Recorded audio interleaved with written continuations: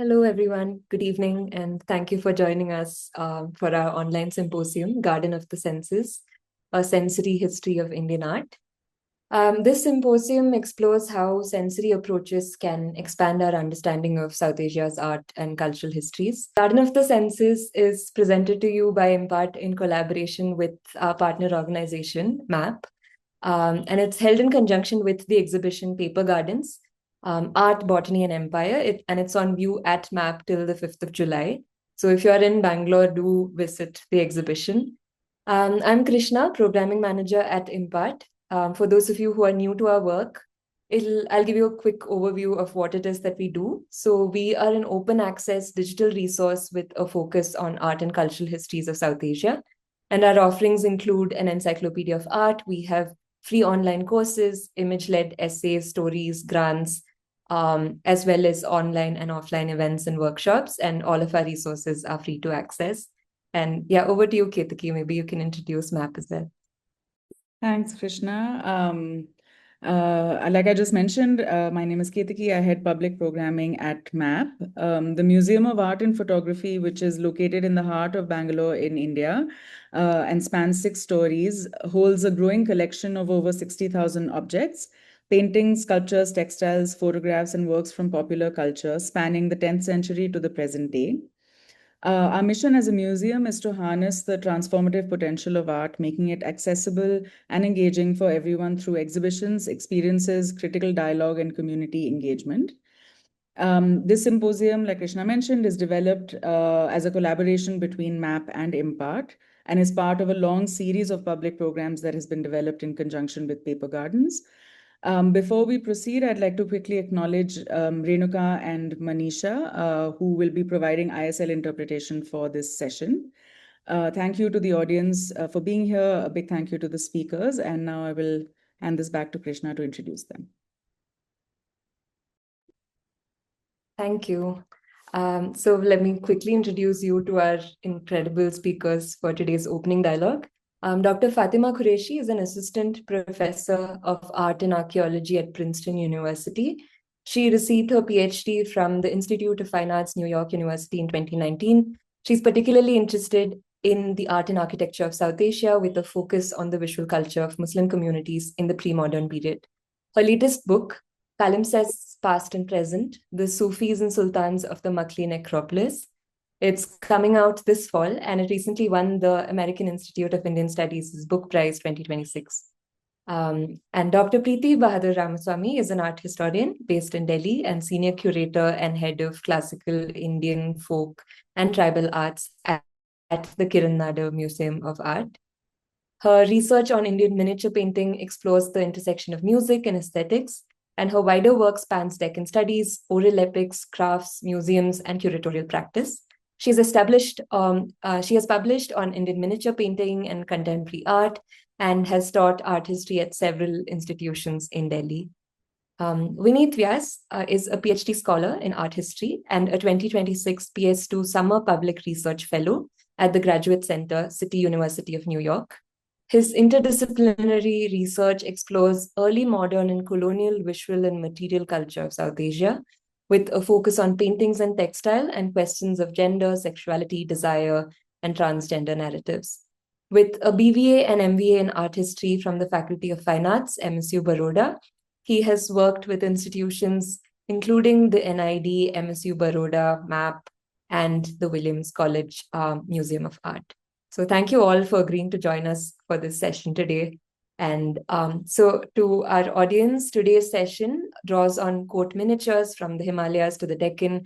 And Vineet, Dr. Preeti, and Dr. Fatima will talk to us, will walk us through what it means to sort of sense a painting and what that could reveal about people, landscapes, desire, and more. So before we begin, just a few housekeeping notes. The discussion will be followed by a Q&A. So if you have any questions for the speaker, you can drop them in the chat. Towards the end of the session, we'll be opening up the floor. And the session, as Ketaki mentioned, is being interpreted to ISL by Renuka and Manisha. I'd like to take a moment to thank them for joining us once again. Also, gentle reminder, this is a POSH compliant space, and the Art and Photography Foundation has strict policies against harassment of all kinds.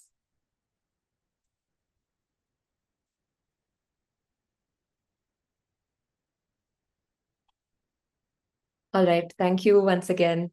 Hope you enjoy the session. Over to you, Vineet. Hi, sorry, let me just share the screen.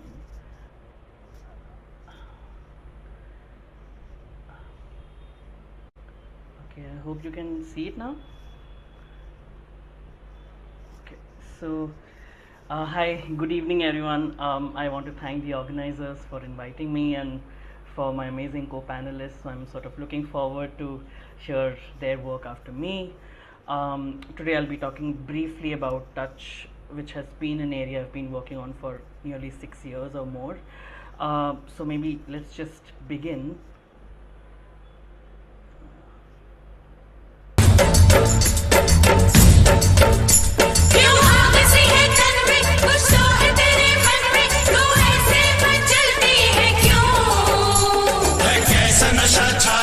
किसने तुझे बहकाया तू गिरती संभलती है क्यों आग सी है तन में कुछ तो है तेरे मन में तू ऐसे मचलती है क्यों.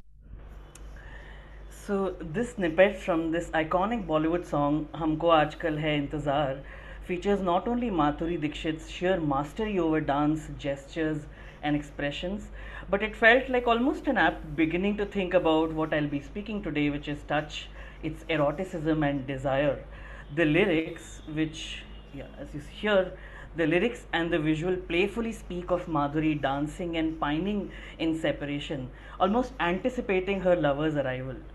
The lyrics further refer to the fire in her heart or flame in her heart, and we'll come back to it later on, which the choreographer Saroj Khan transformed into glimpses of Madhuri being coy and seductive, clutching her own chest as It's her so friends sorry and. to Oh, sorry to interrupt.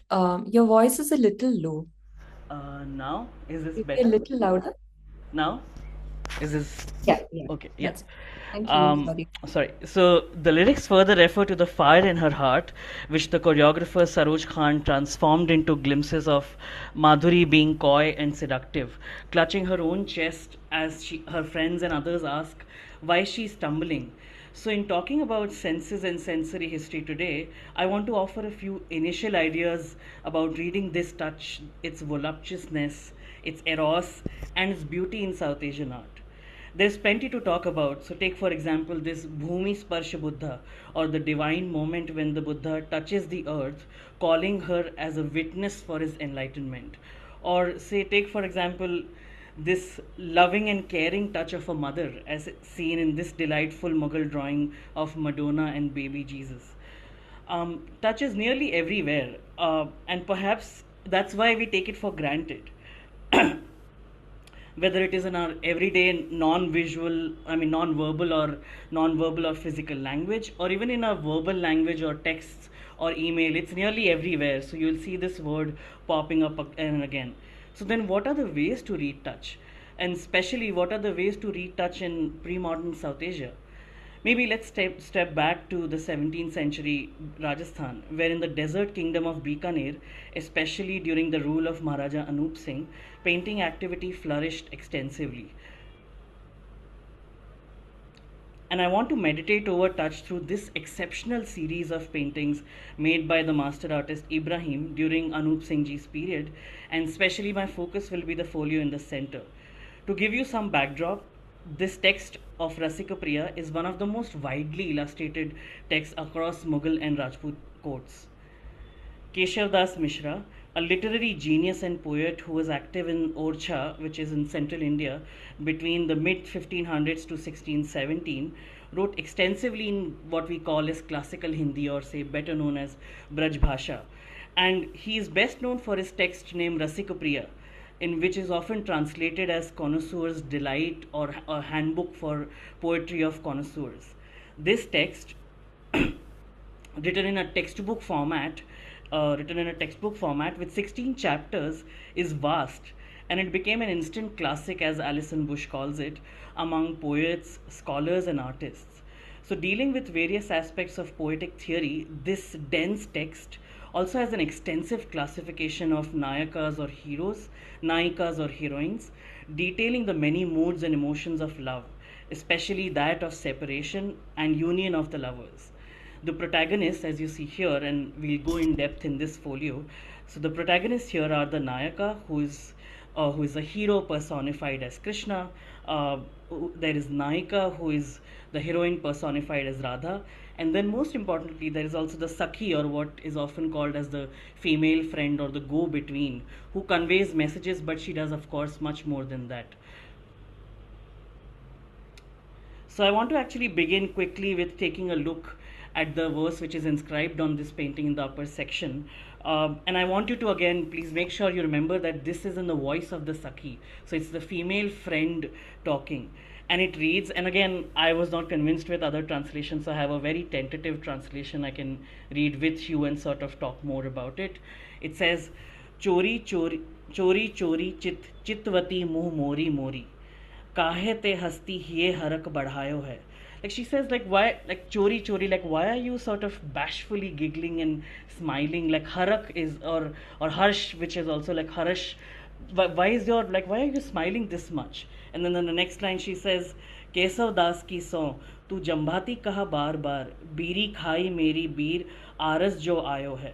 So she says, like, swear on me, like a song is so sogan. So she says, like, swear on me, like, why are you yawning so much? Like, what is this laziness which has come to you? And why don't you eat a pan, which is like the betel nut leaf, to get over your laziness? In the next line, she says, and so endati ati anchal udat ur ugri ugri jat gat chhabi chayo hai. So she's saying, like, again, there is, I want you to focus also on the lilt of the verse, because I can only do so much in translation, but she's saying that, like, you're walking with so much pride and confidence, like there is some sort of seductiveness in you, that your odni, like your garment is flowing off, your chest is getting exposed. And the last line, again, which we'll come back to in further detail, is probably the most important for us. And she says, फूली फूली भेंटती रहती और झूली झूली भूली भूली कहती कछू ते आज खायो है. Like she's saying, you're embracing me with such, like, phool ke, like such excitement, such passion, and with such sway. So I'm wondering, like, have you eaten anything? Like, I mean, the way we say, like, kuch khaya hai kya aaj tumne? Like, it's in a very, and it's of course hinting at intoxication. So sort of, now that you have an idea of the verse, maybe let's get back to the painting. Reading this, one almost feels the excitement, the lyricism, and the flirtatiousness of the verse. We sense that while the Nayika is clearly pining in separation, she also anticipates the arrival of her lover, Krishna. And we see Krishna here on the top left corner behind the ridge that divides the painting vertically, striving to cross it and to reach his beloved.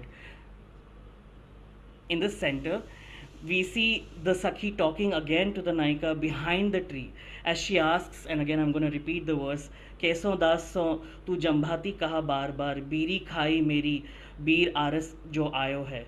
So she says, like, this why, again, like, swear on me, why is there so much yawning, why are you feeling lazy, maybe eat a betel nut. So you can see here she's talking to the Nayika who is behind the tree.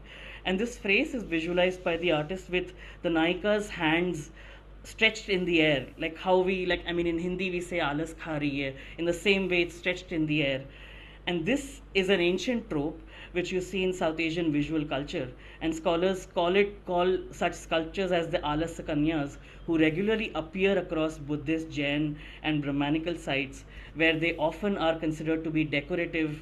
They have feminine and, of course, fertility symbols associated with them. Here, I also want to again remind you, like, at the risk of me overreading this, so I'm happy to be corrected, but at the risk of overreading this, the blouse of the Nayika, I think, is painted with fire motifs. And this we routinely see in Persianate and Mughal painting.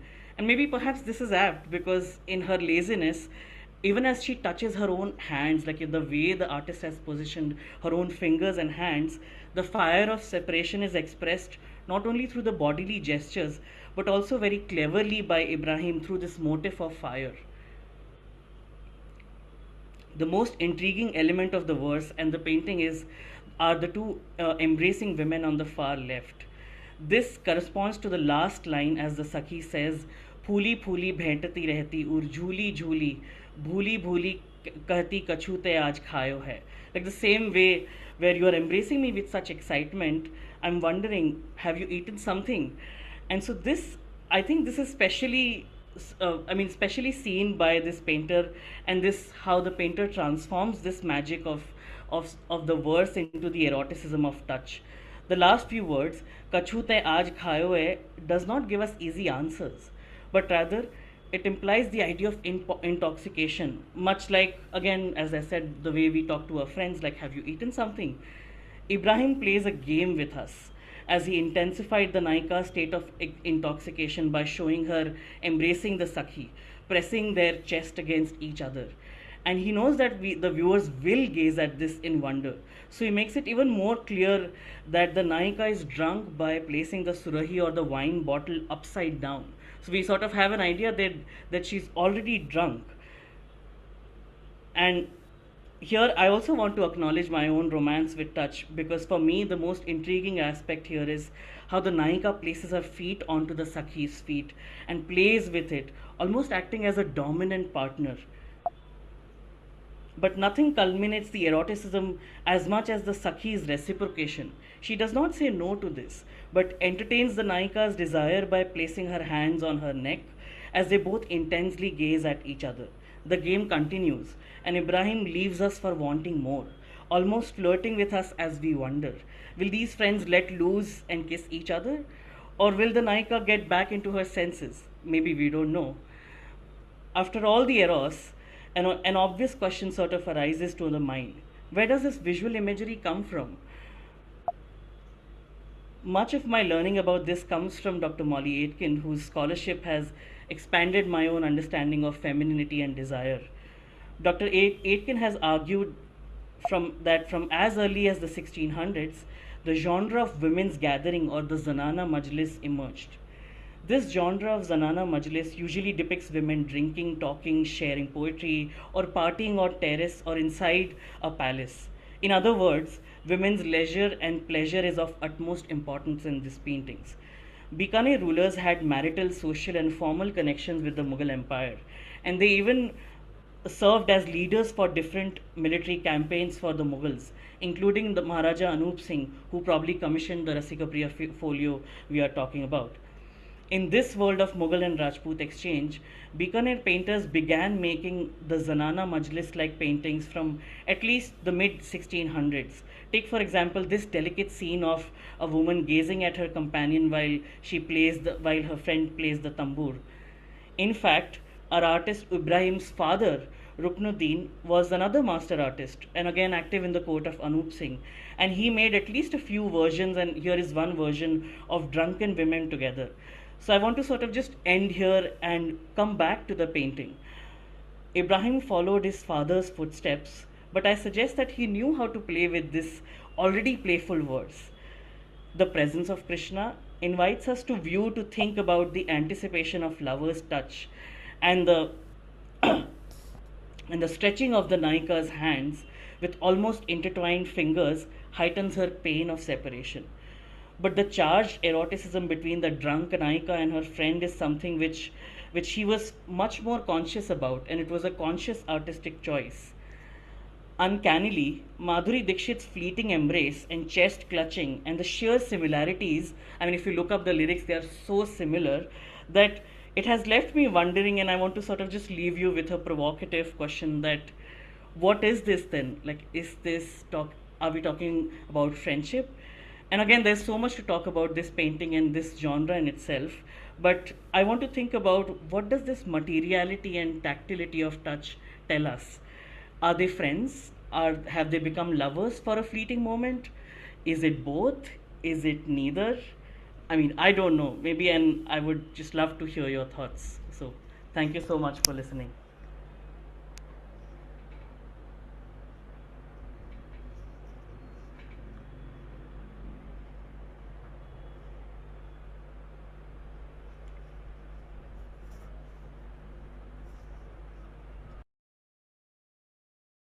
Thank you so much, Vineet. Over to you.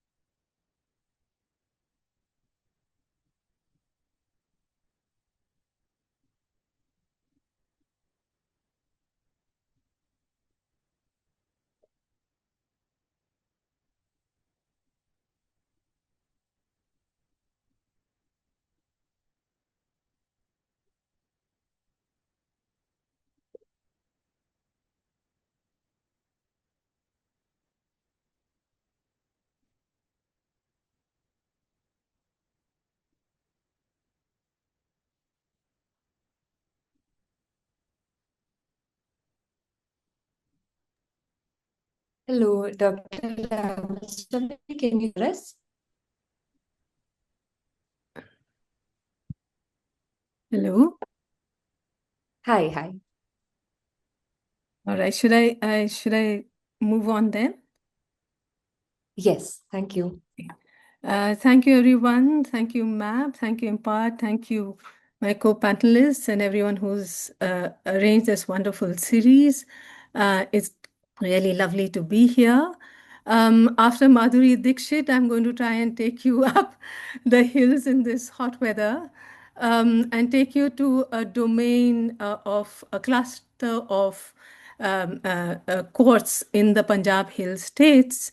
And I'll try to explore how it's how these paintings really brought and actively serve engage with sound and music as a realm that they sort of actively brought in together in their visual realm. Um, I'm going to plunge you right into the center of this world. These were a cluster, as you can see in the map on the right. These were a cluster of small hill courts that were bound by the terrain of this region, really. Um, this was a region of about 20 odd hill states in the north of India and now roughly Pakistan, and relatively isolated from the rest of India, but knit also to both a trans-Himalayan region as well as the plains through a network of pilgrimage routes, trade routes, and so on.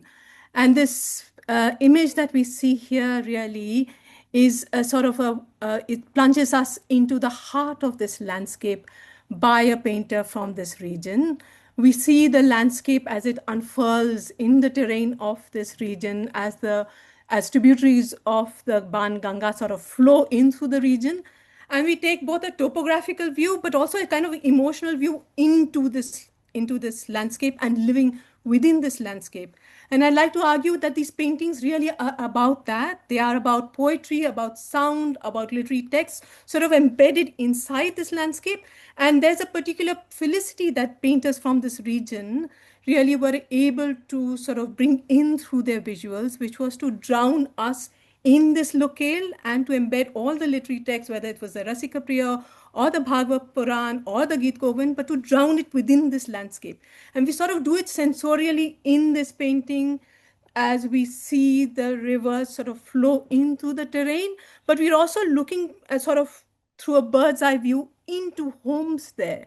So what you'll see here is, of course, the terrain, but embedded within that are a cluster of homes. And there's courtly activity that's happening around and inside these homes. So if you look closely here, you'll see little verandas in which you'll see someone, a kind of storyteller with a book in his hand, and there's a cluster of people in front of him. And there's a kind of performative kind of session happening there.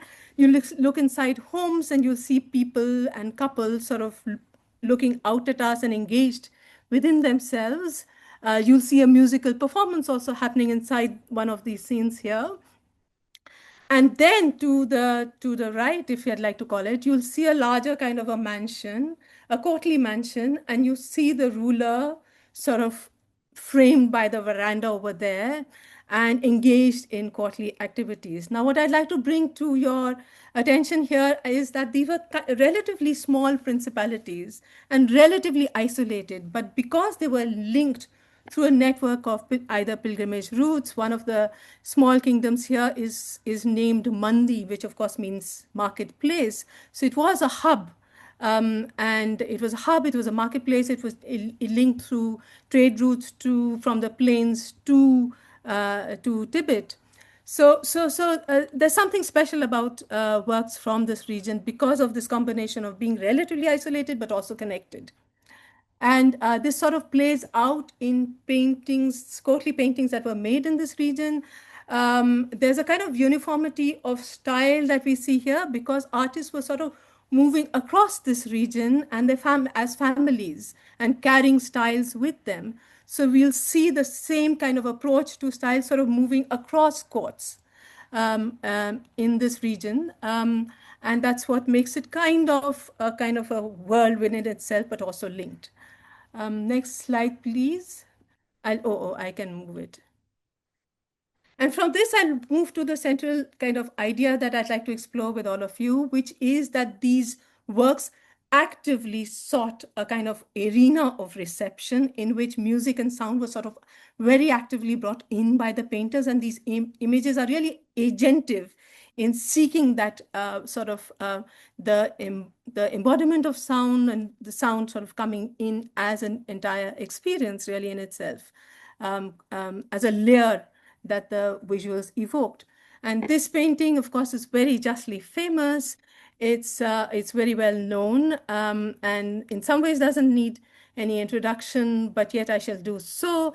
It's a painting that was made by a celebrated painter for a patron who was sort of not even a ruler in some ways. He was a Mia of a small principality called Jasrota near Jammu. And what it does is that it tells us these paintings were meant to be received in a certain way. And so you have the ruler here seated on a throne, smoking a hookah, but in this very close, intimate kind of baradari, and experiencing music and experiencing the painting, and in a very close kind of really an atmosphere that this entire mehfil sort of brings together. There's a ruler seated here on the throne with his feet tucked under him. There's a painting in his hand. And there's the artist who sort of went in close proximity with the ruler and with his hands folded is explaining or going over the nuances of the painting while there's music sort of hanging in the air and being sung to. So there's an entire sense of reception, really, that these works were not meant to be, these were small works on paper, which is well known. They're meant to be seen like this, held in the hand, in the proximity of people who were intimate with you, and within a multisensorial kind of realm. And this, in some ways, if you would like, we could sort of go back to the previous painting and see it as a kind of insect from that work in which we were able to enter the landscape and enter it in the landscape and see little vignettes of life within it. And perhaps we could go back and forth with that and see this as a little vignette embedded in the landscape of Pahari world in a sense. And while music hangs in the air in many ways, I'd like to take you to another kind of rendition and idea of sound and music in this wonderful work also from this region. And here there is this, when we look at it, the painting sort of unravels from the top to the bottom and is actually the encoding of a song. And the song, the title, the caption, the museum caption reads that it's a painting that sort of narrates a ballad. But more than the narration of a ballad, I feel it's a narration of a song, really. And that becomes clearer when we see the words of the song, which are inscribed at the back of the verse. I'm not very good with Punjabi, but I'll try. The words of the song, which are inscribed at the back in Takri, are नैन कटोरियां जुल्फां काले दंग इत सादे बाग विच कोई तोता बोले रंग कुंज कुल रैयां कोई नागे छोरी कंज किनीबो मुसाफिर कोई छुपी सुती अम्ब भय बो जुआरी सब्ज लहरिया बंद. Translated, this is of course in the Punjabi kind of dialect, and translated it means eyes like small lotus buds and dark curls of serpentine form. In my garden a small parrot chatters alone, the herons wail and a snake has left its snake behind. Like a wayfarer who sucks a mango and throws its stone away, oh dyer, dye my garment a fast color, make my choli a deep red, and its fastenings of a green wavy pattern. Now, obviously, this is a song. Its wordings are sort of are narrativized in this painting, and you also what is also there is, so if you look at the sections that the landscape sort of holds within itself, you hear the song literally sort of echoing through this landscape, which is the Pahari landscape that we were speaking of. On top is a kind of a quarterly kind of session where there's a woman who's hearing this music, hearing the song literally being sung to her. And below there is the reference to these wayfarers who sort of, the last line is like a wayfarer who sucks a mango and throws its stone away. So here are the wayfarers sort of embodied at the bottom of the page, but the rest of the song is held within these sort of valleys of the Pahari landscape. So here's a woman standing near a palm, a date, a banana tree, and you see the snake and sort of moving away, leaving its skin behind. There's the dyer who's come with the chunari, which has been dyed green and red, and handing it over to someone in the palace. But there's a strong sense of a woman's song being sung here. It's a song that's been sung by women to women, and for me, it strongly contains echoes of what we now hear as tappa music, which was sung kind of balladic songs from this region. And there's a strong sense of yearning, and there's a strong sense of a kind of songs that were sung by women for women in this, a sense of yearning, and there's a sense of male and female words sort of held at opposing ends of this register. So really, there's a sense of longing. There's a sense of women's songs. And when I was trying to do field work in this region, I really looked for formal performative traditions, the way you would find it Rajasthani courts.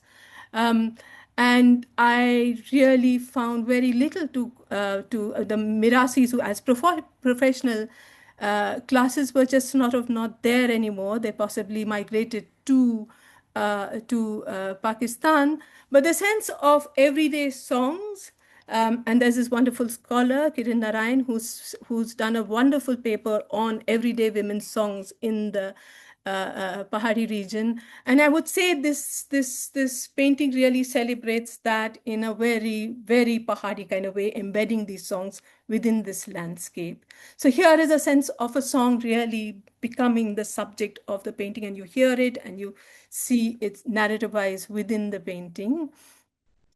And here again is a painting, and Vineet, I can see him smiling. These are well-known, iconic works. Again, made for the patron. We encountered a slide ago. But here what it does is that it shows him sort of listening to music in a setting, but there's an incredible evocation of atmosphere. It's a night sky. The moon, you see, it's sort of, barely visible behind the clouds. So there's this atmosphere created, there's thunder in the air, in that you can see right on top in the in the band above. And then what is even more is that you hear not only the words of the song, which are, in a moment, I'll just get to it.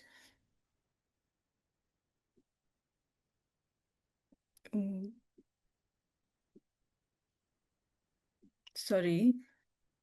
But the song is a line of Thumri, Muri Ali Abanamano, which means that really that now to your integrities, I will not listen anymore. So it's a line from a Thumri or possibly a Khayal. But what the inscription on the top also says that this was sung at a particular time. It was sung when Balwant Singh was about 25 years of age. And at that particular point of time, Mir Manu, who was the Mughal governor in the hills, had just rebuffed an attack by the Pathans.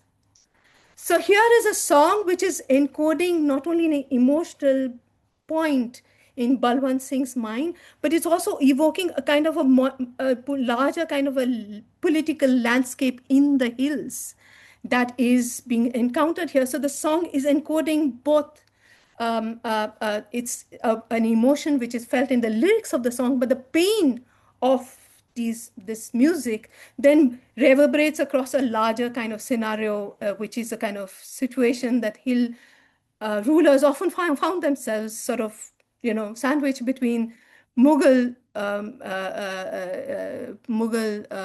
sort of caretakers in the hills and constant kind of inroads made either by the Pathans or the Sikhs and so on and so forth. So there's a kind of idea that music then is holding a larger kind of cultural political memory for Balwant Singh over here.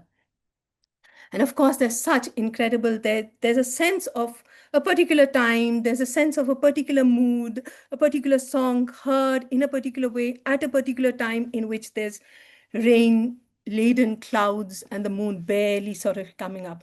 How much more filmy and evocative can a painting really get? I'd like to move on to the next slide here.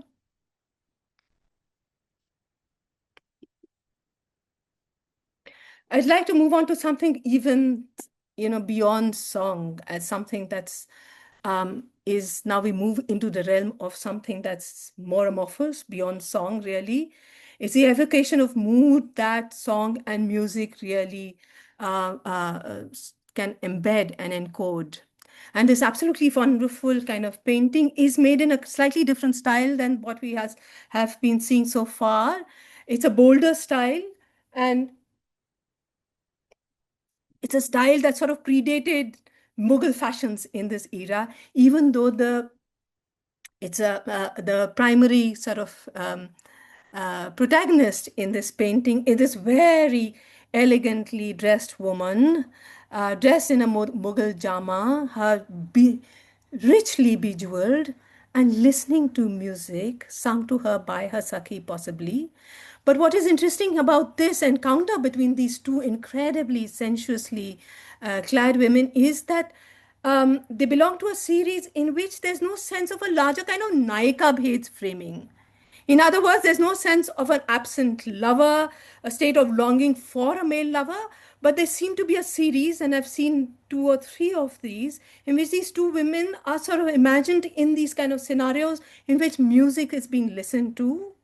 And that's a very active part of this thing in a kind of atmosphere that's laden and saturated with emotion and experience.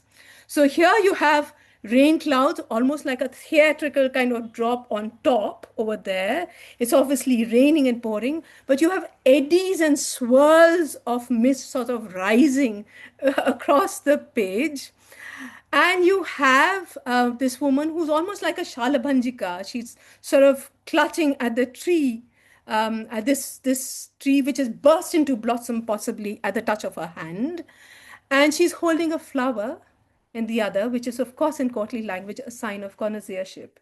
But there's a sense of these two women being enclosed in this kind of atmosphere that's being created by this image, which evokes something more. It evokes rain, it evokes a kind of setting, it evokes music.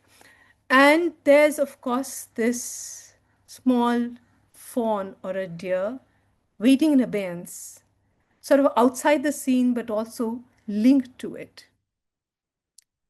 What does this deer do?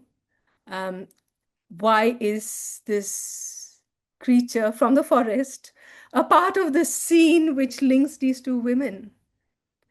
And I would say that this incredibly atmospheric painting really, in some ways, is a pointer to another theme that I would like to explore a little later, right, in possibly the next slide, which is the theme of the Ragamala, in which ragas as embodied personae were mapped into a larger kind of cultural domain in which music was seen as culturally embodied in either seasons or time or the sounds of animals or the sounds of the breeze.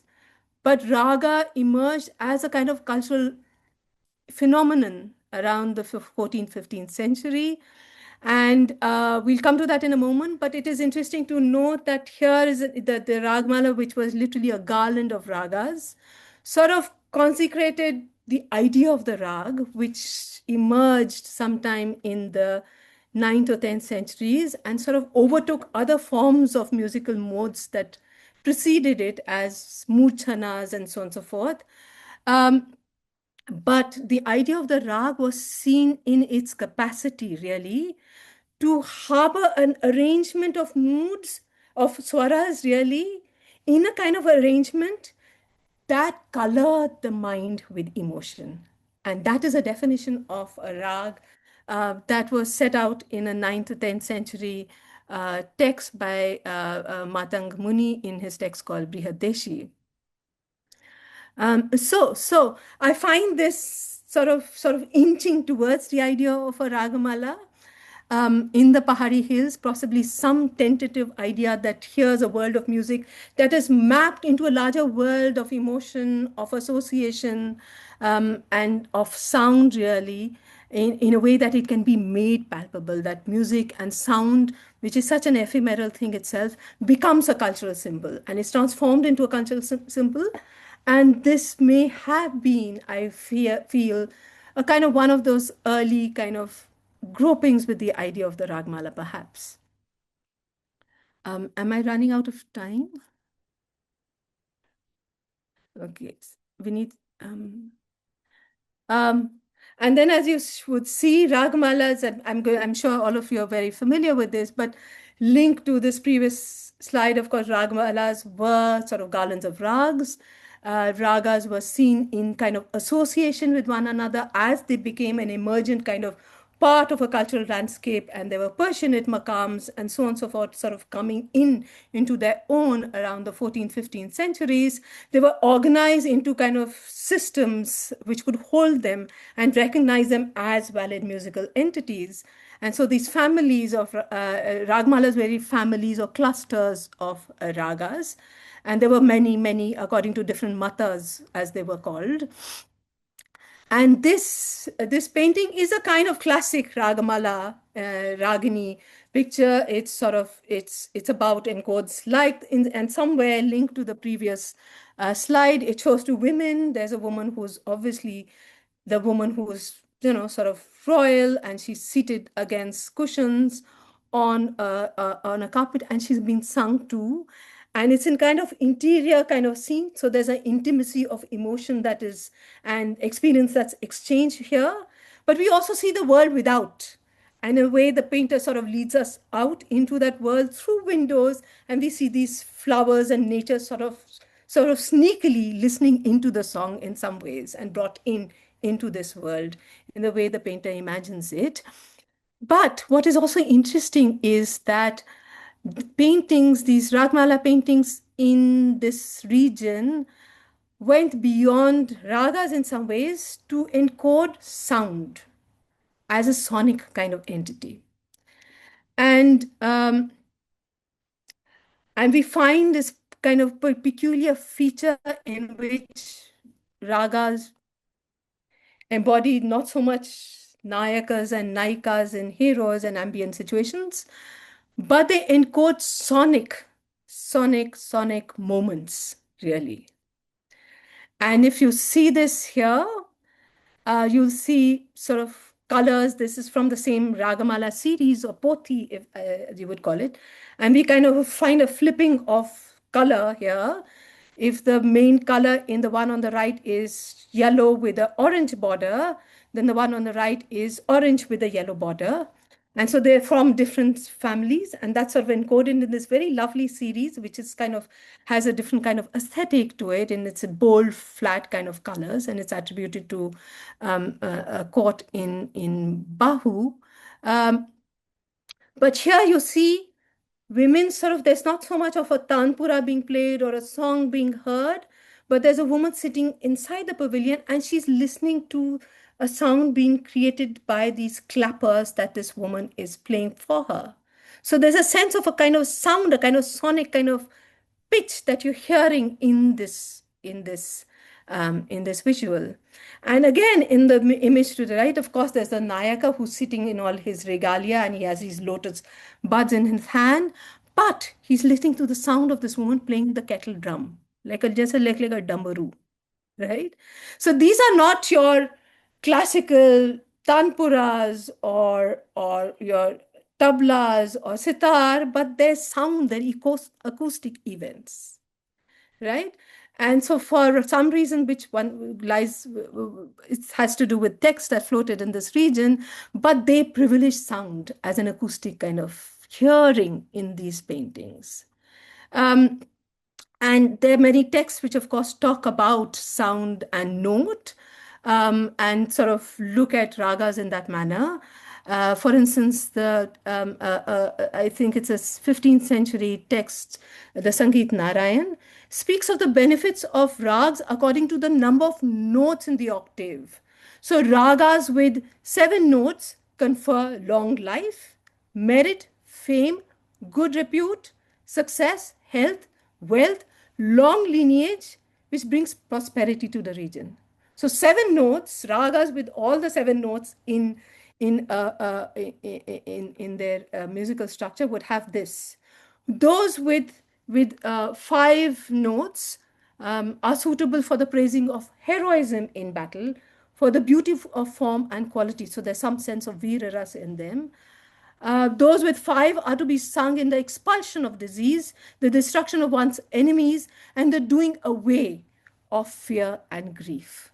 So there's a sense of a kind of the power of notes and their acoustic properties over oneself, over bodies, over the kingdom.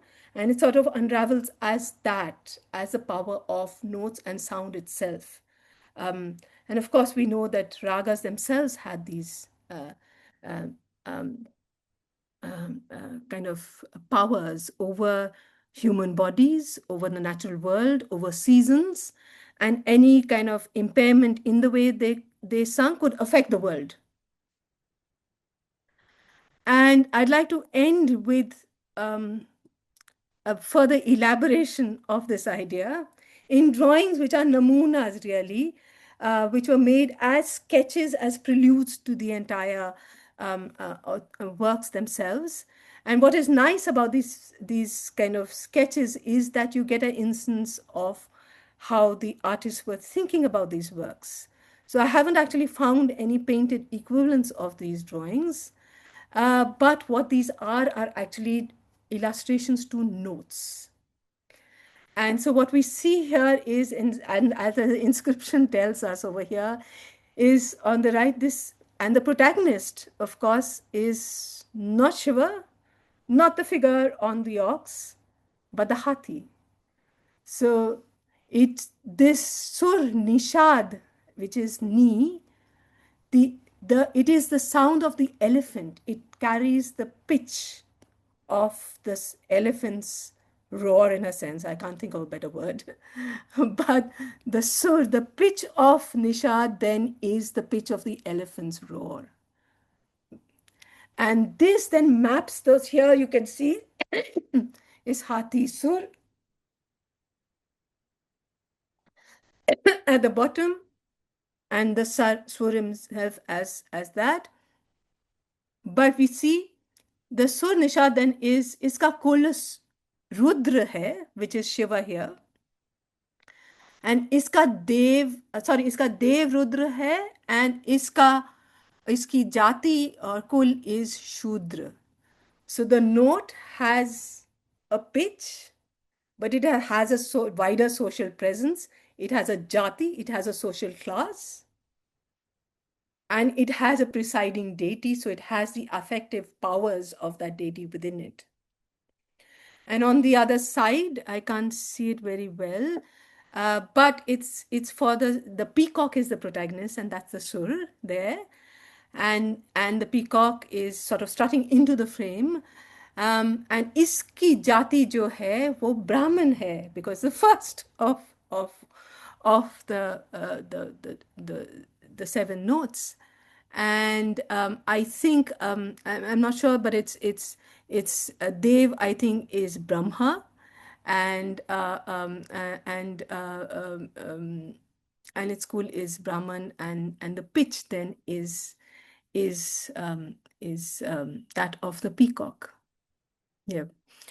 I'd like to wrap it up here with a kind of idea of sort of moving between sonic and musical kind of associations forged within these paintings that were made in a particular region, and the encoding of these associations.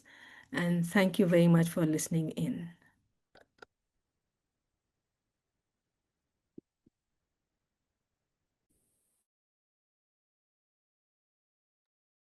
Thank you so much. Dr. Fatima, over to you. Thank you.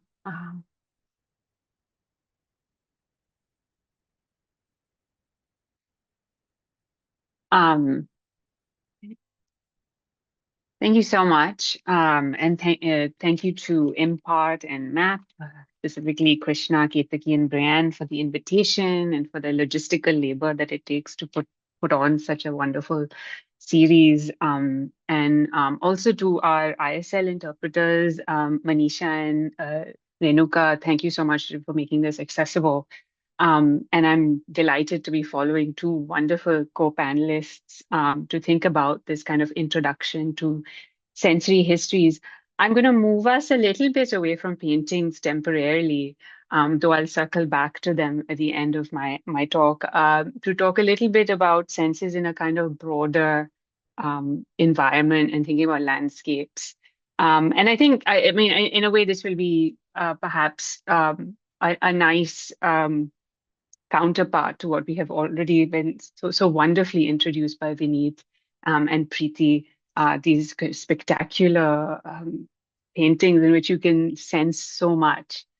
So in terms, I want to think first about, and I'll do this by using, sorry, slide isn't going to the next one. There we go. So I'll do this by talking a little bit about the subject of my forthcoming book, The Maqlis Necropolis in Sindh, which begins as a kind of modest Sufi hermitage in the late 14th century, and is then with the sort of deaths and internment of these Sufi figures in the late 14th century, becomes a kind of sacred lodestone. In what is now Sindh in Pakistan. Maqlis is located about 100 kilometers east of Karachi today, in the Indus Deltaic Plain.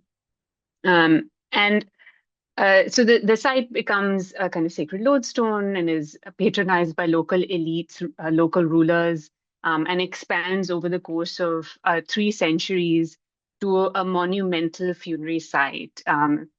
With over 80 structures, and it's set on a natural hill called Maqlis, along the course of an arm of the Indus River, the Kalri arm, and becomes a sort of local. There's multiple ways to think about it, and I don't really want to go into that here. But I want to interrogate a bit an image like the one I'm showing you on the screen, which is, shows both a sketch map of the site, putting together as many monuments as we can, as well as kind of laying them out in a chronological sense of how they move across dynastic periods. And to think about what an image like this actually does. What is the narrative that is put forward by an image like this? And what does it say about the study of art history? Which has historically tended to be very ocular centric, very focused on vision and seeing, and also on the kind of methodological foundations of the field, which rely very strongly and suitably, appropriately on the foundation of formal analysis. That is the close observation and description of an object, whether that is architecture or painting or other forms of material culture. And through that formal analysis, as well as a kind of image like this, is the narrative that we put forward is a kind of formal teleological, chronological development of a site, thinking about style. These buildings correspond to this style, these buildings correspond to, Mughal architecture, and so on, tying things to their history, their period, and so on, as well as to kind of typologies, as you do in the sketch map, which boils these images down to types, right? This is a brick building, this is a stone pavilion, this is a chhatri, so on and so forth. And that's very important, but it it sort of is limiting in what it can tell us. You know, and so the question I think that this symposium asks at its very core is, what does looking beyond that entail? What is it that comes out when we shift our focus or expand our focus, really? And thinking about other sources, thinking about these objects and spaces in nuanced ways that bring out different histories of material culture, not just the senses. We've already had other kind of movements in art history that have thought about objects beyond their formal visual qualities to aspects such as their devotional usage, or the role of labor in their production, uh, and perhaps even further nuanced by thinking about gender, or class or caste as much as is possible in pre-modern South Asia. And so in this growing toolkit that we are shifting towards or have already shifted towards is an attention to the senses, which is in many ways forces us to think about, I think very importantly, about bodies and about experiences, what we might call a phenomenological study of art. So I mentioned other sources as a way of thinking about this. And so let me expound a bit by going back to, continuing with maqlis, but instead thinking about other sources that broaden how we might think about, understand the site as a kind of social and devotional space historically.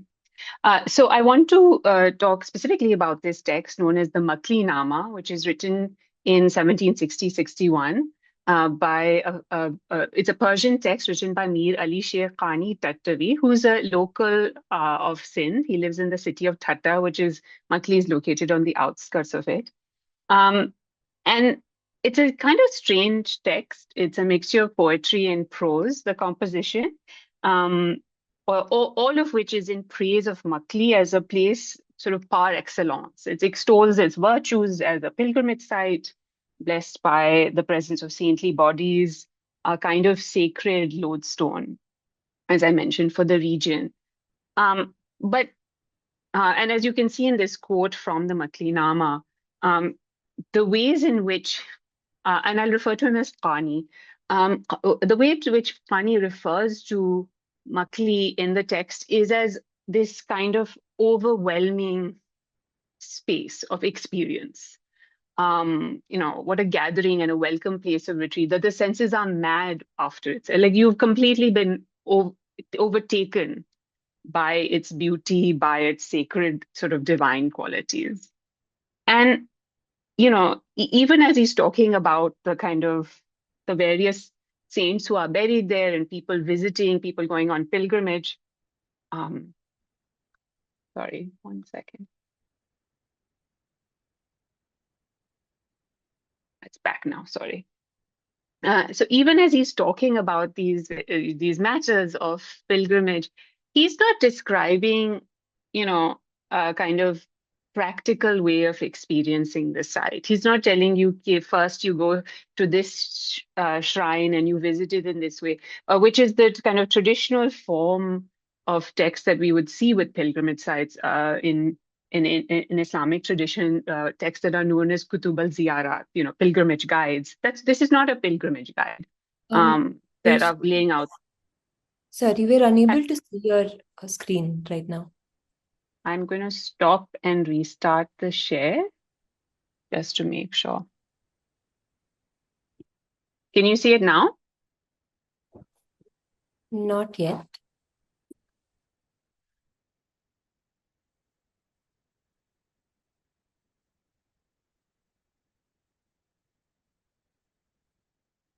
Yes, we can see it now. Thank you. Perfect.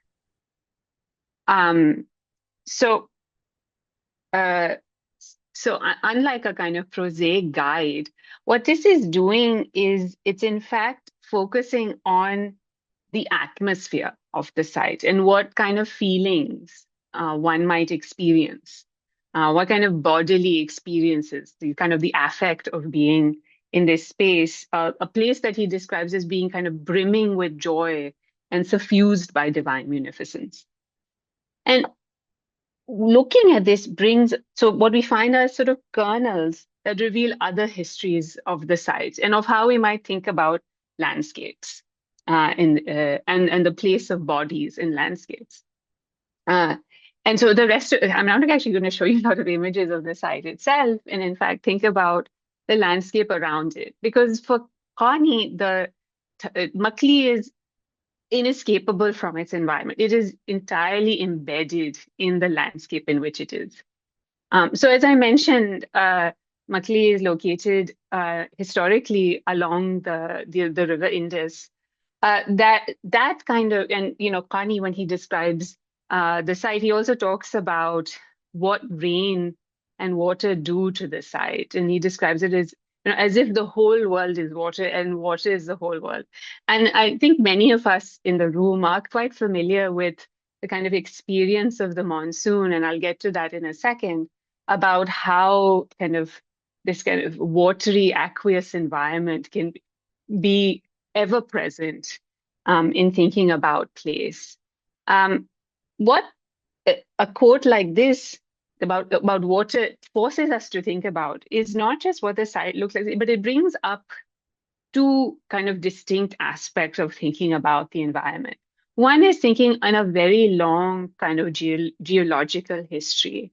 And something that I tried to do actually with that sketch map was to lay out a historical geography of the site as one next to the river, because now that it is not actually next to the river. The river in the 18th century, due to various geographic, natural reasons, environmental reasons, the river started shifting away. And seismic activity in the 18th century further shifted the river away. The river now the Indus now flows about 10 kilometers east of Makli, and you cannot, in fact, see it from the site. And so what a quote like this, and also what thinking about landscape does through the environment, is forces us to remember that a site does not always look the same. It does not always feel the same. So that's on a very kind of long scale of time of thinking about geologic histories, which far exceed human history. But also, a quote like this forces you to think of the more sort of immediate, ephemeral aspects of being in a space, during the rainy season versus otherwise, of thinking about the kind of humid quality, perhaps, of the air.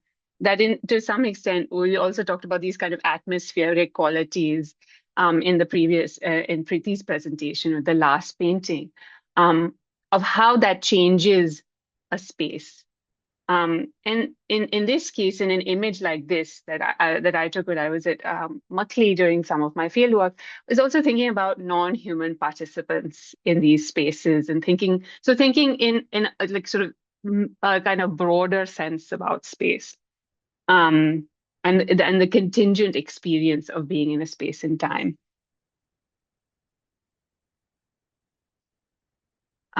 So with that kind of provocation, I want to move on to another quote by Kani, where he talks about the experience of being at Makli and what emotions and moods and ideas it brings up. And he says, quote, "I do not know, is it the remembrance of celestial beings or the selfless songs of the koel, the cheerful trilling of the hoopoe, the papiha inflamed with the recitation of joy?" And as we've already mentioned, this brings up the kind of the sensory qualities, the soundscapes in which these landscapes exist.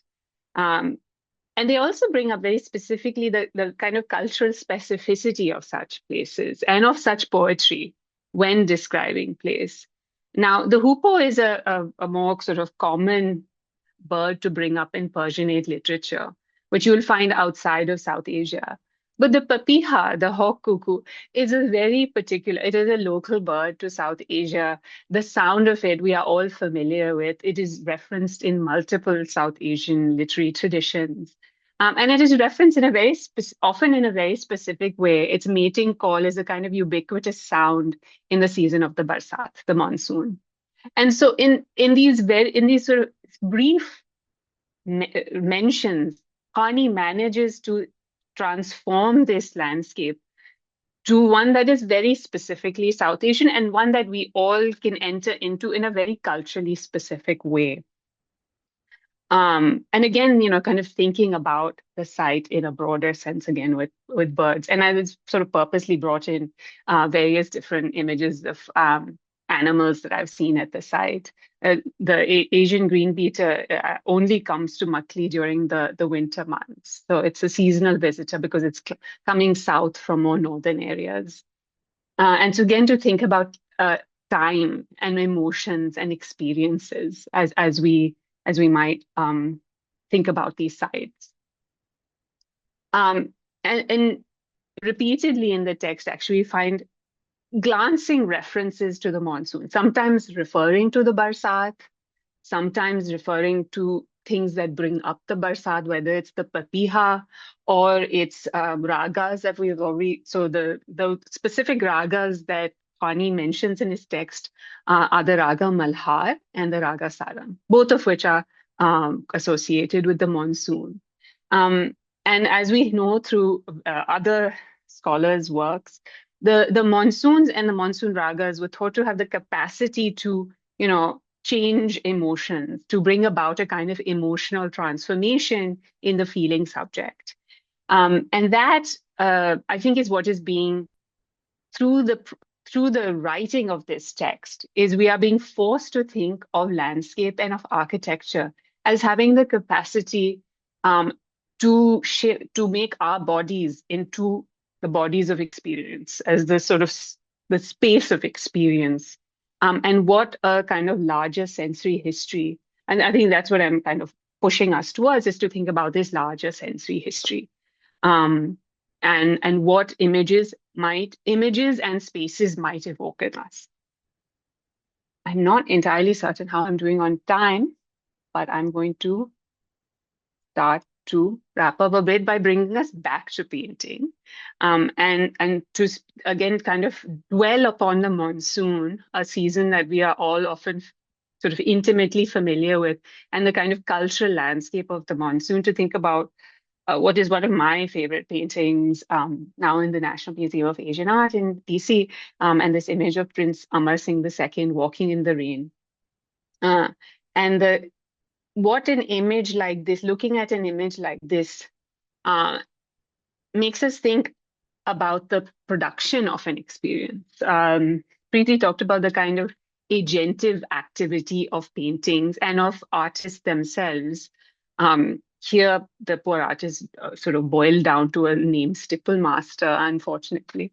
But thinking about what he or she are doing in this painting, how they are creating experience and affect within us in the production of this image, and how they dwell on the kind of atmospheric qualities of space, where even though Amar Singh is at the center of the painting, we are forced to focus upon rain and on moisture in the image, starting with these dense, dark clouds in the sky that are sort of pregnant with liquid, and that is being released in these really like the artist has really dwelled upon, right, the nature of the water here, in the droplets that are coming down, in that small sort of thatched roof that we can see in the right-hand corner, from which water is starting to pour, giving us a very clear sense of just excess of the kind of sheets of water that come out when the monsoon is at its heaviest, and the rivulets of water running around. We have almost no sense actually of what the ground looks like, except for the rivulets of water that are allowing us to see the sort of the small tufts and so on. And then looking at Amar Singh using his shield as a makeshift umbrella, and how the water falls off of it, and also off of his sheer covering that he's again trying to use to protect his body from the rain. And so you know, should we say, perhaps we should think about how we title this painting and how we think about the ruminations of the senses. But what this does is it's not just a rumination on rain and on a season. What it is bringing us into, in a very, very bodily sense, into thinking about the senses, of thinking about our own experiences. And that's kind of what I want to focus on, or sort of leave us with, is thinking about the kind of cultural specificity of many of these images and how they are meant to be viewed, and the landscapes, the sensescapes that emerge as a result of looking and of being and of reading. And I think I'll stop there so that we can have some discussion.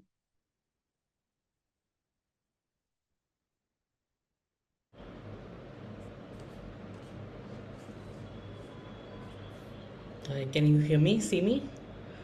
Um, Yes. thank you both of you for, I mean, these wonderful presentations. Before we open up to the audience, keeping in time, I have one question for both of you, and I would love to know your thoughts. For Dr. Bahadur Ramaswamy, I was thinking that with this consistent depiction of musicians in Nensok's paintings, and like, I mean, you do see otherwise also.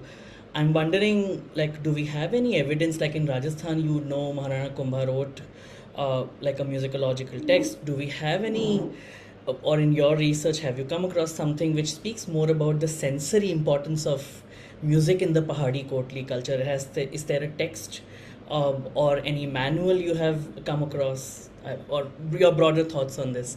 I would love to know. Thank you. Well, thank you for bringing that up. In the course of my research, I haven't come across any kind of strong textual literary tradition that speaks about music from this region, right? And which is why then these paintings become so significant, because they do, right? And then, and when I was, when I was doing field work there, I was looking for musicians. I was looking for some link to some professional kind of uh, category, class of musicians whom I could encounter, and I found none, and except a kind of recollection of Mirasis, and who had then fled by that time too. So either in terms of a professional musician class or in terms of literary texts that were from this region, I actually haven't found any, which is why these paintings then when they speak so strongly of music, then it's obviously coming from other sources. And as I said, this scholar whose work I admire greatly has spoken about everyday songs that are sung by women from this region. And some of these paintings then speak about that. Now, what is also interesting is that in Balwant Singh paintings, you have names of musicians and female musicians at that, right? Led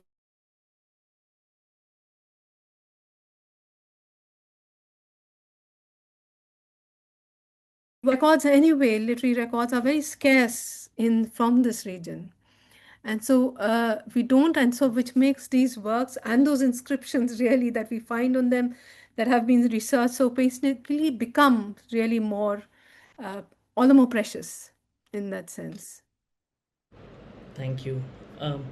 Professor Qureshi, I have a sort of a follow similar questions where I'm thinking about, you very specifically chose not to show us the site as such, which, in my head also I was expecting. So I'm very curious to think about, you said non-human interactions. I'm wondering, because it's just an architectural space, and like, say for example, in the work of Dr. Khera talking about Udaipur, she comes across the word bhav. I'm wondering, are there specific terminologies around, say, sensory experiences, especially about human interactions, and are there any remnants, in the sense physical remnants, where on the sites you have people scratched, or sometimes they may make like games on the stone. So I'm wondering if you could speak more a little bit on that. Yeah, thank you for that question.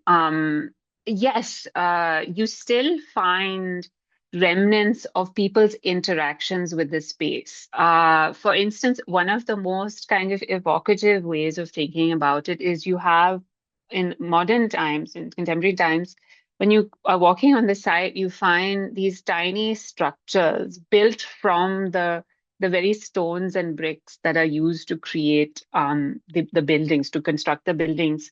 They look like, little children's kind of playthings, like stacked post and lintel structures to make little houses. And in fact, these are known locally as khwahish ghars. Um, so meaning houses of dreams or desires. And this is a local tradition for residents who are visiting the area, like who are pilgrims to the area, and they come to Makli with their problems, whether those are, economic difficulties, health issues, or whatever. They come seeking intercession from the saints. Sometimes they're also known as gharondas, which is another word for saying like a small toy house. And they can represent very specifically the kind of houses of people's dream, like the houses that they desire to have in the future.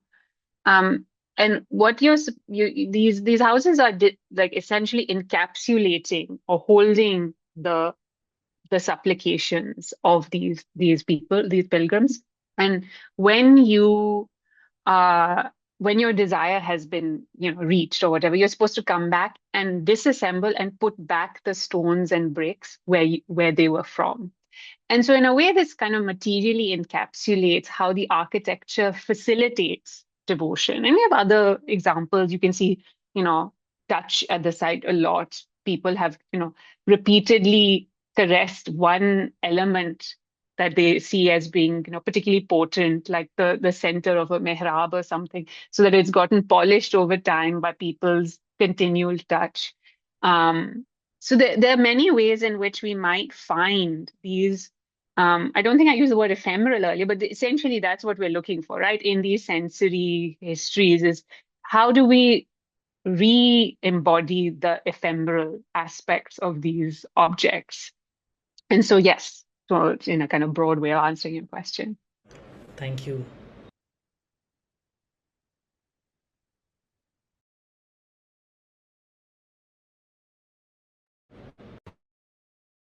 Vinita, I think we have time for maybe 2 more questions from your end.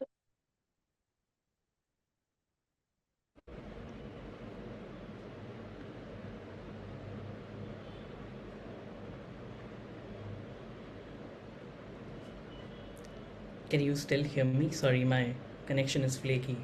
Yes, we can hear Yeah, you. okay. I mean, so the one more question which I have for sort of both of you in thinking about this material is both of you have, I mean, one of you is teaching, another has taught, and also you're in museum, have worked in museum spaces. I'm curious to hear your experience, your thoughts on pedagogical approaches to sensory history. What are the ways we could devise more courses? And in terms of museum, what are the ways we could sort of work around sensory history with so much, I mean, there's so much on scent now. And I would just like broadly love to hear your thoughts on like this, still broader questions, but any brief thoughts.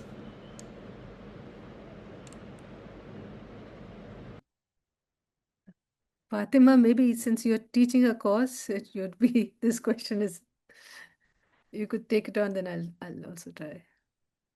I mean, to be honest, I think museums have done a better job of bringing in the senses through, a variety of different modes.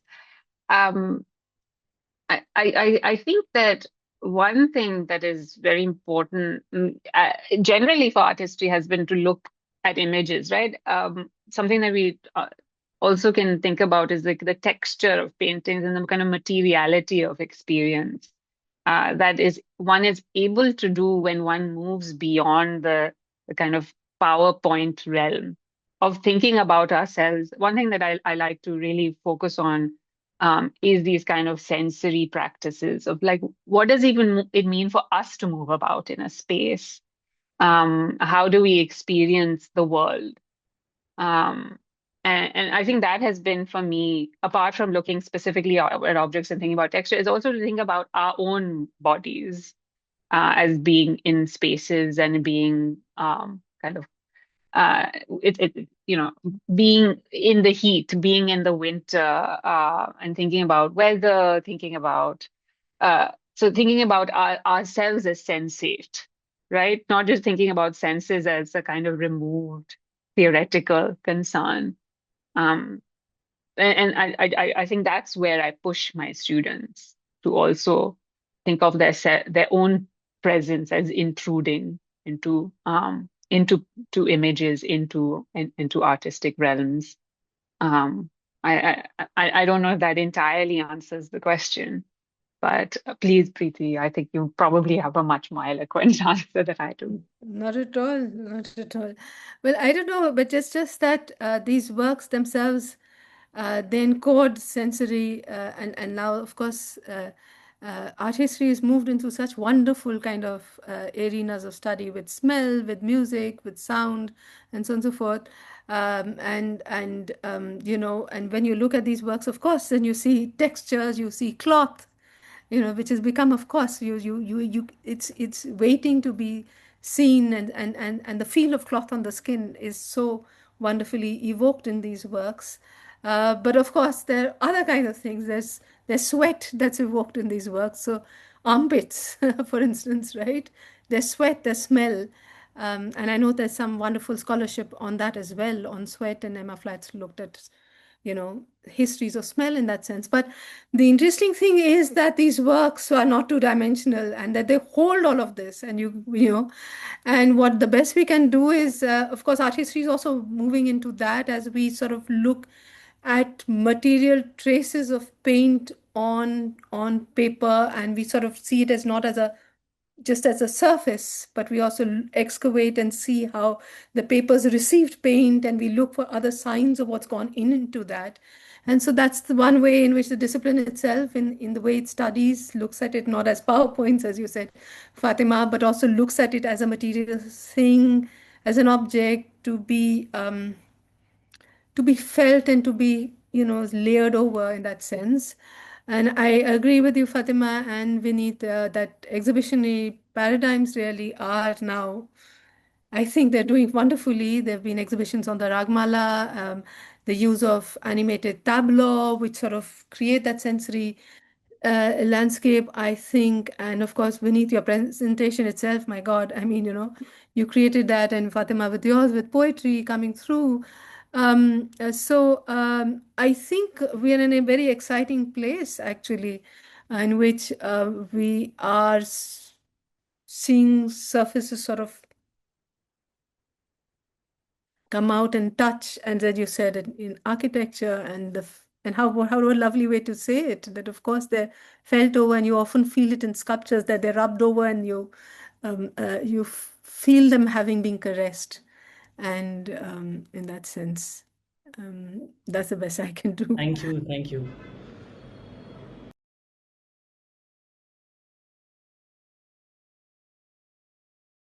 Thank you so much, all of you, for such a wonderful session. I think the presentations themselves were so sensorially rich, from Madhuri Dixit to rasas to poetry and devotional spaces. Thank you once again. And we only have a few more minutes. So without taking too much time, I'll just read out a few questions that have come up on the chat. So Dr. Neha Varmani has a question for Dr. Preeti. If you could please elaborate on the implications of introducing caste identities within the Ragamala tradition, and if it had a bearing on hierarchical ordering of ragas. Because as far as I know, the 15th century Ragamalas did not include caste markers. Not to the best of my knowledge either. And it's interesting that it's from the Sangeet Ratnakar, there's a kind of ordering of a cosmology of notes. So each note is aligned to, so that's what I was alluding to. But so there's a devta, there's a rasa, there's a pitch kind of alignment of the peacock of the sound and things like that. So there's a kind of, that's what happens, and that's how jati is sort of brought in.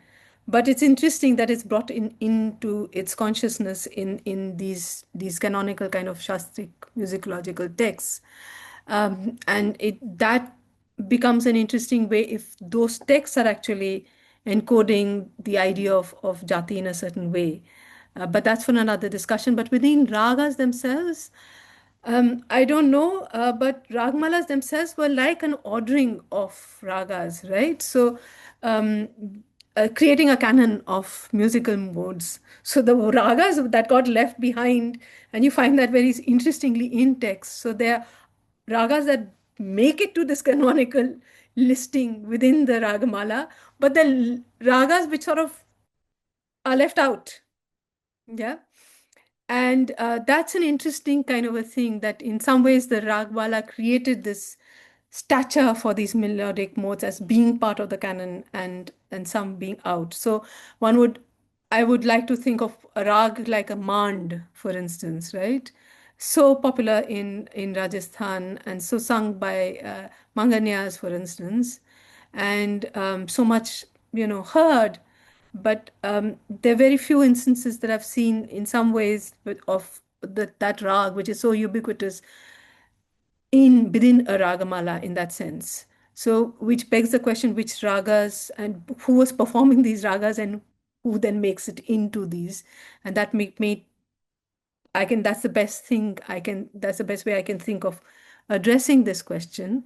But of course, you know, ragas are mutating entities. What Hindol sounds like now is not the way Hindol sounded earlier. What Mand sounds like now may have been a different, and these texts are full of these kind of mutations. But I do think the Ragmala was a way of creating a canon of rags which made it into that system, and there were rags that left out, and then there were many back and forths, and one could go into this, but that's a whole thing, and that happened and there were these conversations that were happening through series in which they brought in rags often which were outside the system and so on. Yeah, that's the best I can do, but what an interesting question. Thank you.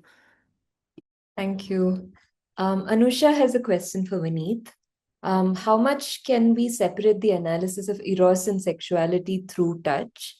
And what are the methodological challenges of doing sensory history without it falling into ahistorical? Yeah, that's a heavy question, but a very important one. So thank you. I think first of all, the categories, the way my dissertation and the way I'm working ahead is, I'm. I think it really depends case to case. Like the way I'm working is some is in Nadwara, some materials in Gujarat. So I'm really parsing it together. And in terms of eros and sexuality, I think it again depends case to case. But I think we also need to remember these English categories now have become dominant and much later. So I think I'm not saying there was no differences back then, but I think there were different, like the differences were also different. So I feel like in general, as far as I know, there is less work on same gender desire, what we now call as queerness, in pre-modern South Asian art history. So I'm really trying to look actually methodologically, as you asked, thinking about or rather referring to working with performance studies, working with queer studies, but also being careful, like not like absolutely assuming or absorbing what's being used in like say medieval Christian context. So I'm sort of thinking more methodologically in line of I work with this material and then let's see if it makes sense to use it here. And in terms of ahistorical, that part is something which I'm heavily struggling with queer and trans studies, where the cross argument also is that why do we assume that marriage then is a historical term? Like, doesn't that also change? So I think I'm still working. I mean, hopefully my dissertation, my research is exactly thinking about method of okay, how do you even read gender? I mean, leave aside eros and sexuality, just based on a painting. How just because a figure has a breast, do we read that as a male, as a female person? So I think we're still at the beginning, so I hope like it sort of makes sense. But I'm also figuring out the method, so hopefully there's more to learn. But thank you. Thank you. There's a general question, and any of you can feel free to answer. So it's from a UG research student. So I've worked upon an undergraduate research dissertation on Amir Khusro's poetry and viewed them through the lens of affect. And while researching, many different scholars and linguists across fields have interpreted Khusro in one way or another, and the metaphors have been understood with such vast difference. And the emotional readings of them present a completely different image of them. So, how do we align them with one another? Because whether it's senses or emotion, that's something which is very subjective, and due to the fact it is questioned for its objectivity. So, I think it kind of ties back to the historical question as This is an interesting question, and one sort of problematic that I would put forward is this notion that we can somehow separate out cultural production into a kind of neutral void outside of its subjective meaning. That is to say that there is, in my mind, no such thing. That there will always be, when Amir Khusro was writing his poetry, there was a particular meaning that we can try and excavate as much as possible. And, as scholars have different dialogues, kind of thinking and rethinking and reinterpreting how we think about what Khusro is writing about. And that's why we might see variations, but also to think about that is the only impact of Khusro's poetry, the impact of when it was written, and thinking only about its set origin moment, or thinking about its kind of historical impact over a much long, like what has happened to that poetry? How has it been used and reused? I mean, that poetry is important to this day. It is still performed. It is so in a sense to say that the object itself, what is precisely the object that we are looking at? Are we putting it into some kind of historical moment where it has no presence any longer? So those are the kind of I think critiques we might think about when we think about what it is precisely that we are studying. But at the same time, I think there was another question about the pitfalls or the kind of ahistorical potentialities. And sometimes we get around these pitfalls by thinking about, I mean, Neha Varmani asked a question. I mean, Neha's work on food history, for instance, puts us into a specific historical framework, right? Using historical texts as much as is possible to think about sensory histories in a particular time and space. And that is sometimes possible when you have explicit textual sources that tell us about a kind of cultural and historical specificity, and allow us a window into a place. Um, but I don't want to, discount the possibilities of thinking more speculatively. We don't have to have certainty about the past. That is the whole point of historical inquiry, is that we will continue to think and rethink about how we think about the past. And perhaps we will be slightly ahistorical.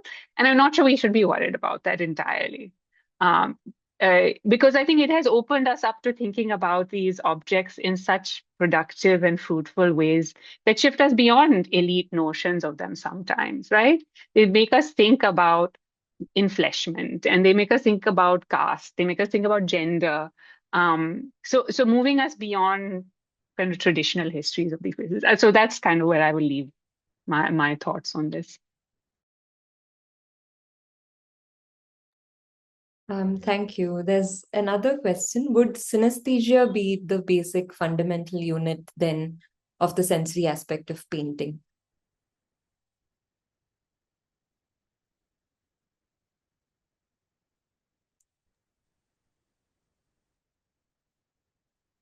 In some ways, yes.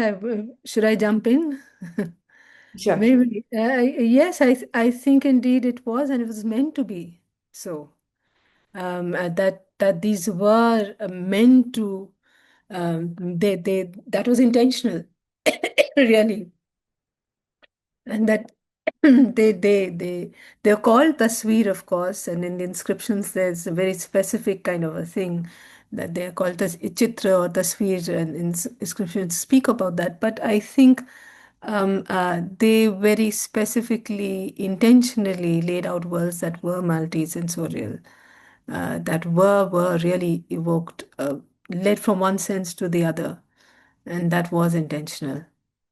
And some of this, of course, so much literature on the ways in which the idea of rasa and bhav really is now impacting the way we look at these works, and is again, after Kumar Swami, we have a turn to the idea of rasa in and the way they sing. And I think in some ways that helps us understand this really as a sensorial, emotional, evocative sort of realm.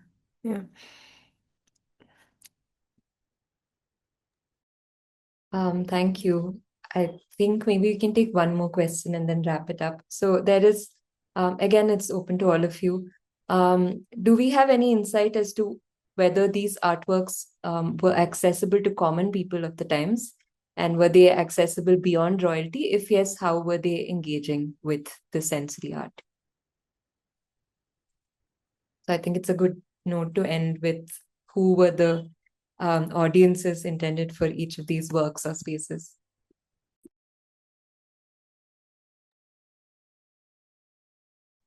Is it specifically for maybe Fatima? Of course, you're creating this this larger and this seems like a shared landscape that you're speaking about, very clearly so.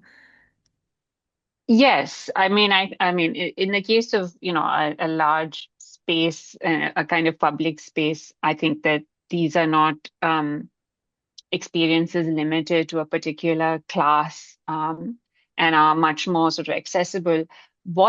I think what we know about, how much we can know about non-elite interventions in this space is more limited about with the kind of historical records that we have, because we have primarily we know people who all were getting buried. We know that lay people, non-elites, were also getting buried in the space, but we have very little in the way of histories of them, right?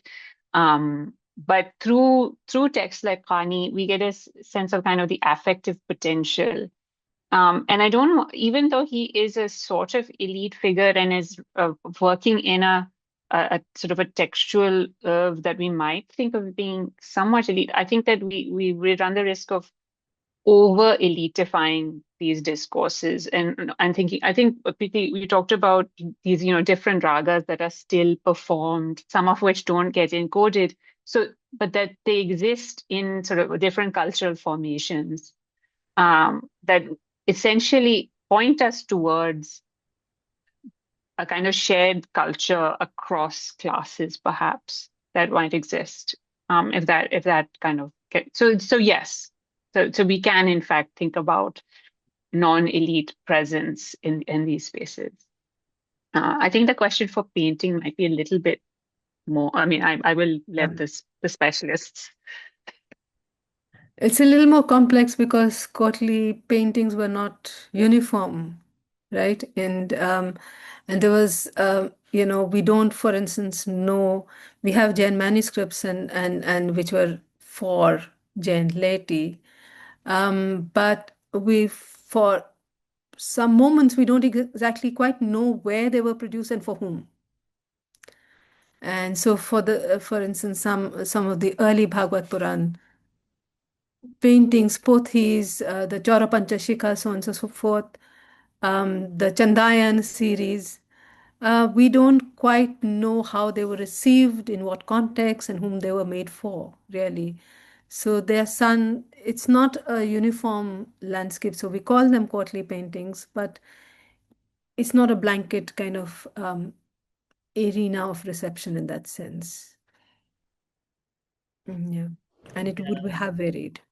Yeah, no, I mean, I think I absolutely agree. And I was thinking, I mean, this has been a question which comes up a lot in when I teach also about the accessibility.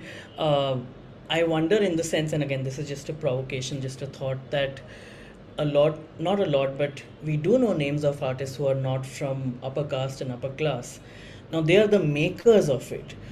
But as we know, and again, it's complex, so I say this with, like, I mean, maybe some caution that yeah, they were limited to courtly circles, the paintings, as far as in my limited knowledge. But at the same time, you also have drawings like you showed us, which are moving beyond. And then sometimes the quote unquote the main, like say the best done painting in terms of like skill or style would be copied. And so there's also a tradition of copying. So it's, I think, far more complex in terms of like having an answer or saying that, oh, this is, as you're saying, this is elite, this is courtly, this is not accessible versus not. So I think something is, I feel like there's more answers can be gained probably maybe through drawings and sketches, which is also something I've been looking at. And you showed today with the Ragmala that it is possible that artists are also distributing to the family, it going beyond, and others collecting it. So yeah, just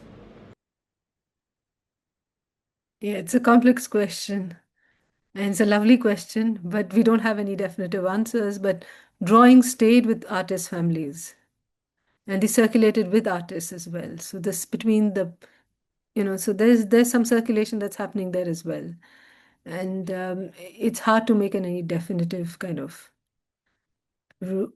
framework for this, to my mind. But it's a lovely question. It's something that we all struggle with, really, because there's the relationship of painters, and there's a larger assemblage of people whose names are inscribed within these works as musicians and as personalities. So, but there's also where all painted, they've entered courtly records as finished works, but they're also a pre-life to these, and this did circulate in that realm. Thank you. Thank you so much. We are past our 1.5 hour mark. Apologies for that. But thank you so much to all three of you for this lovely session. It was deeply insightful. And if any of you have missed parts of the conversation, we will be putting up the recording online, so you can access it via our YouTube channel, or it'll be up on the website as well. And if you have, you can find Dr. Ramaswamy's, Vineet's, and Fatima Qureshi's works online. Their writings and books will be up on the internet, so you can check it out. And tomorrow, same time at 7 p.m., we have our second dialogue, Sensoria Indica, on Sense, Sounds, and Gardens, where we'll be joined by Dr. Murad Khan Mumtaz, Hindu Antony, Bharti Lalwani, and Nicholas Roth. So hope to see you all tomorrow as well. Thank you for being such an engaging audience. I think we had lots of comments coming in as well during the session, and there are a few more questions which I couldn't take because we don't have too much time. But thank you once again, and thank you all three of you for being such wonderful panelists. thank you. Thank you very much. Thank So you. much. Bye-bye. Bye. Thank you. Thank you.